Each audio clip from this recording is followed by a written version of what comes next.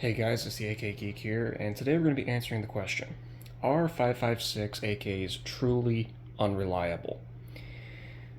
With the sanctions against Russia and the difficulty in sourcing comm block ammunition for the traditional patterns of AK, that being the AK-47, AKM, and AK-74, most people have started to gravitate towards 5.56 AKs due to the readily available ammunition here in the United States. Yet there is a prevailing thought process amongst some that you cannot trust 5.56 AKs. They say that they are unreliable, you can't depend on them, and they're not a good choice for, or the 5.56 is not a good host for an AK pattern rifle. And they say that you're better off just getting an AR-15.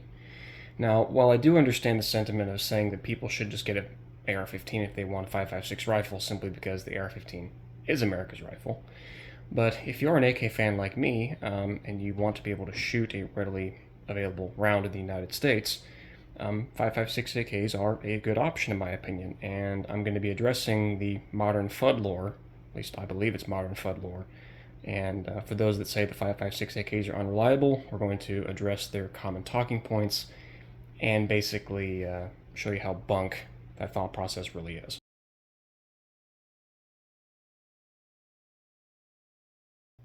One of the most common talking points when discussing AK reliability with a 5.56 chambering is to say that 5.56 AKs are not reliable because they are not chambered in the original comm block caliber. So, for point of reference, this is the 7.62 by 39. If I can get my camera to focus, there we go. This was the original rifle cartridge that the AK was chambered in. Here's the 5.56 as a point of comparison. And so the argument goes something like this. The AK-47 was originally designed for 7.62 by 39, and because you're trying to chamber it in a different cartridge, it is therefore going to be inherently less reliable. If this train of logic holds water, then you would also have to say that that rifle is inherently unreliable, and to say that 5.45 by 39 is also inherently unreliable in an AK platform because the AK was originally chambered for 7.62 by 39 and not 5.45. Logic really does not seem to add up. Both the AK-74 and the AKM, respectively, they're both known for being very reliable rifles, despite being chambered in different cartridges. One of the common themes you're going to see throughout this video is that the true test of a reliable and effective firearm design is its ability to be adapted and changed to suit different roles and different calibers. And the AK is a very proven and reliable weapon platform that has been adapted to shoot different cartridges over the years.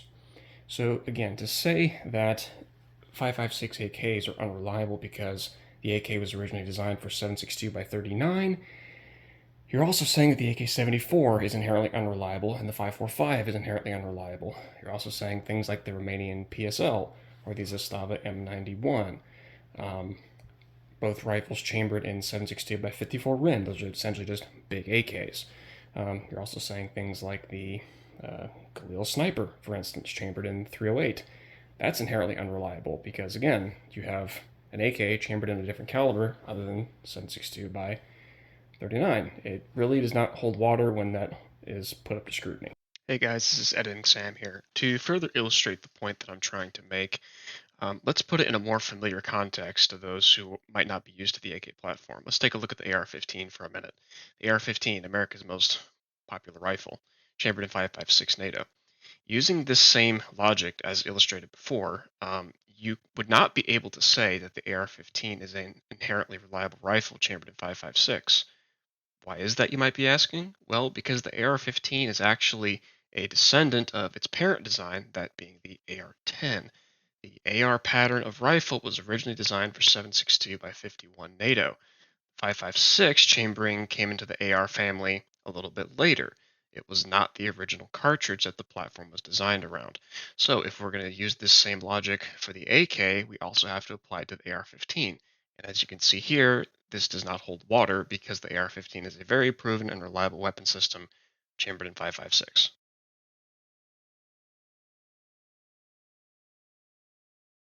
So a common retort to the last point is to say, ah, yes, but the AK was not designed for Western, more straight-walled cartridges. Therefore, it is inherently less reliable. So here's the way the train of thought goes. We had the three cartridges here as an example. So 5.56, 5.45, and 7.62. 5.56 has a generally a little bit more of a straight-walled design than both 5.45 and 7.62. It is tapered, but it does not have as much of a significant taper as these two cartridges. And what do we mean by tapered cartridge? That basically means that the base narrows as it gets to the neck of the cartridge casing. So you have a wider base towards the rear. This helps with reliable extraction. And so simply because that the 5.56 is not tapered as much, the argument goes, therefore they are unreliable and you cannot trust them out of an AK platform. And we have three magazines here to also illustrate the point. So we have a 5.56 magazine, 5.45 magazine, and 7.62 by 39 magazine. You can clearly see that 5.56 is a lot straighter than both the 5.45 or the 7.62 by 39. Now, the main problem with this argument is that they're failing to remember where the AK design came from, what rifles came before it that inspired Kalashnikov to implement certain design principles. One of the main contributing rifle platforms that helped inspire the AK design is the M1 Garand and the M1 carbine. Because essentially they have the same rotating bolt mechanism, a two-lug rotating bolt where there is a cam groove cut out, either on an op rod or on the bolt carrier itself. Essentially, if you want to say it this way, the M1 Garand is just basically an AK action turned sideways. The M1 Garand is also a long stroke piston design rifle. Nobody's going to argue the reliability of the M1 Garand or even the M1 carbine. And you know the most common ammunition types that the M1 Garand and M1 carbine fired? They used brass cased ammunition, specifically a little bit more straight walled ammunition like 30-06 and 30 carbine. 30 carbine, especially, borderline has no taper to it. It's about as close to a straight walled rifle cartridge as you can get. And the M1 carbine was a very reliable and trusted platform.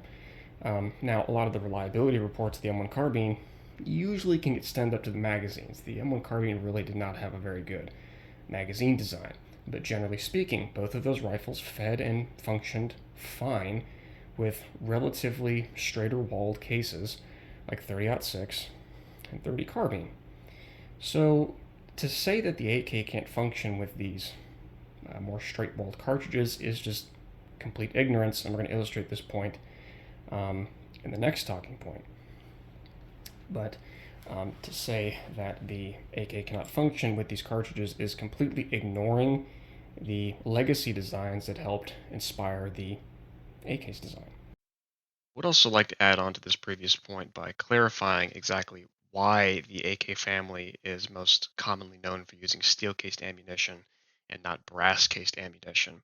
Because this does play into the previous point to say that the AK design in and of itself cannot work with Western cartridges because it does not like brass cased ammunition. The main reason that steel cased and bimetal jacket type ammunition was most commonly used in the Soviet Union and its satellite states was not because the AK design could only handle steel cased ammunition, but it was actually because of the cost of manufacture for the ammunition. Steel cased ammunition, bimetal jacket ammunition, it is cheaper to produce it this way instead of the typical brass case copper jacket type construction that is used in the West. I'm going to reiterate this. Steel cased ammunition is predominantly used in AKs, not because it is what makes the AK reliable, but it's because of what the Soviet Union had on hand and it was cheaper for them to produce. It had nothing to do with the reliability of the platform or the cartridge. To illustrate this point, the Yugoslavian army used the M70 pattern of AK, and all throughout its military service, they used brass cased M67 pattern 7.62 by 39 ammunition. Nobody in the AK world will ever tell you that the M70 is an unreliable rifle. So to then turn around and say that, oh, the AK can't handle 5.56 because it doesn't do well with brass cased or Western style ammunition, this is a double standard and renders their argument basically defunct. To further illustrate the point that AKs can run reliably with brass-cased Western-style ammunition, you don't have to look much farther than look at actual proven real-life examples of reliable 5.56 military AKs, like this Galil, for example. Most AK or just gun people in general, if you were to show them a picture of a Galil, they would more than likely say that, yeah, Galil's a very reliable and proven weapon system. And I guarantee you, most of the I don't want to say haters, but let's just say people that aren't fond of 5.56 AKs, if you were to put a Galil in front of them, most of them would agree, yeah, the Galil is a reliable rifle. But if you were to put something like a ZPAP M85 or something, or an M90 or something along those lines, even an Arsenal 5.56, they're going to look at it and say, oh, that's just an unreliable piece of garbage. 5.56 shouldn't belong in an AK. I think the logic, again, does not add up. Again, if your rifle design, your blueprints, your design layout is well done and thought out and well researched, a 5.56 can totally work in an AK as long as you've appropriately modified the design to fit the cartridge at hand. Again, the Galil is not the only example of this. You have the Yugoslavian M90, the Serbian M21 rifle, the Polish barrel rifle, which is a NATO AK and has been in service with the Polish military for over 20 years. You have the AK-101 from Kalashnikov concern. You have the AK-102, and you even have the AK-19. And even going way back to the early 70s, you even have the Velmet series. The Finns came out with a 5.56 AK. And again, let's not forget with the Velmet design, which of course is an AK derivative, but the Velmet was originally designed to fire 7.62 by 39, and they changed it over to 5.56 for a commercial export. And the Velmets are known for exceptional reliability. Arsenal has been creating 5.56 rifles for decades now. You have the SAM 5, the SAM 7. Again, very reliable 5.56 AKs. Nobody's ever questioned the reliability of those platforms. But for some reason, people just think that 5.56 just simply can't work for whatever particular reason, even though we have real life examples to prove to the contrary.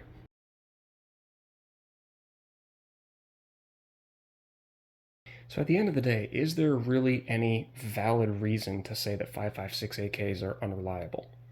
I would say no. However, that's not to say that 5.56 AKs have not had a very good reputation in the United States. They certainly have not had a good reputation, but it's not for the reasons that you might be thinking. The primary reason why 5.56 AKs have not had a very good reputation is mainly due to the magazines, and it's also due to companies and or individuals putting these types of rifles together without taking the proper R&D to make sure that the design will function properly.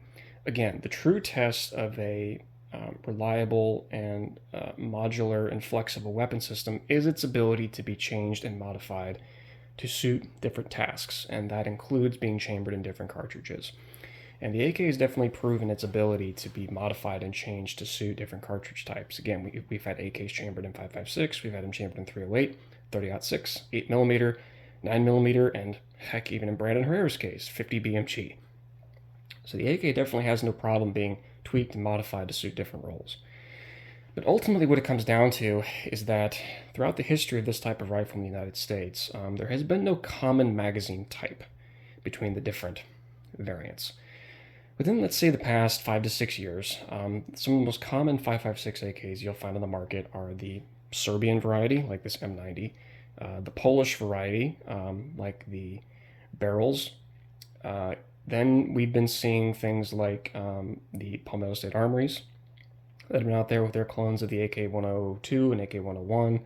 Kalashnikov USA also had a brief run of a clone of the AK-101. And then, of course, Arsenal has been bringing in 5.56 AKs in both stamped and milled configurations for quite a number of years at this point. But one of the more difficult things between all these different rifle types is the magazines have never been standardized.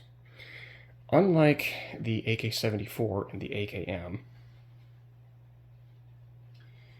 both of those rifles had standard magazine patterns that the Soviets developed, and they were copied and distributed throughout the world. So typically for the 7.62x39, the most common magazine type is you're going to see something like this, a ribbed steel magazine. And for the AK-74, it's something very similar, a polymer type magazine with steel reinforcements. The 5.56 AK, however, has not had this luxury. One of the things that you would commonly see between all these different types of 5.56 AKs is different magazine specifications, because all of these designs were developed independently of one another. And so ultimately what ends up happening with that is if you're using magazines that were not designed for your specific rifle, you could expect reliability problems. And I think that's what's really plagued the 5.56 AK the most. Now, within recent years, we've seen companies like, let's say, AC Unity and FB Rodham and PSA and a few other companies. They've seemed to develop a relatively, how would you say, flexible AK magazine to where it can work in most of the common 5.56 AKs that are available on the market. Like my M90, for instance, it can take PSA 101 magazines, it can take the AC Unity magazines. This is like a Gen 1. This is the copy of their AK-19 magazine. I think there's even some Bulgarian options now that are coming out. And so with some filing and a few other things still, you can make even Circle 10 magazines work out of this M90. So the firearms industry is slowly starting to kind of figure out the sweet spot when it comes to magazine design to make the 5.56 AK mags work in varieties of different rifles. We've seen a lot of improvement in that. But I think that the stigma from those issues early on, because let's say in the early to mid 20-teens, or even the late 2000s, 5.56 AKs, either you had the factory magazines or you'd have to get some kind of weird off-brand commercial mag that really wasn't going to work all that well. Think of Pro Mag, for example. I know Pro Mag made a 5.56 AK magazine for a number of years, and it was just complete garbage. And when guys would go out and buy these cheaper magazine alternatives from the factories, they just would not get very reliable results. And I think that is one of the biggest reasons why the 5.56 AKs are not known for reliability. The other thing that comes into play is when you start getting into companies that are starting to, or even individuals who are making custom builds or new designs to put on the market, and ultimately they're not putting enough R&D into the design to make it function and work reliably, because you are going to have to change the position of the extractor a little bit. You're going to have to get a proper size for the bolt, bolt itself. You have to get things to make sure that the extractor spring works right, the ejector location, things like that. You have to do a lot of R&D to make sure it's going to function 100%. And a lot of these guys, especially if they're just putting something in their garage and they just think, oh, I can just shoehorn a 5.56 chambering into an AKM receiver, it's not going to work. It's just really not going to work. So all in all, I would say the 5.56 AK is a proven system as long as you're not screwing with the design and you're using magazines that your rifle likes. If you get something like this M90 and you're running Zastava branded magazines all day long, you're not going to have any problems, and they're fairly cheap. And even there's been a lot of tests done with both the AC Unity magazines and the barrel magazines, and they work 100%. So I don't necessarily think that the reputation for 5.56 AK unreliability is truly merited. There are some kind of one-off reasons why people might be having issues, but it usually comes down to them using either bad magazines, they're buying poorly designed rifles, or they're building poorly designed rifles. So I hope you guys have found this informative. If you have any questions, comments, or concerns, let me know in the comment section down below. Thanks for watching.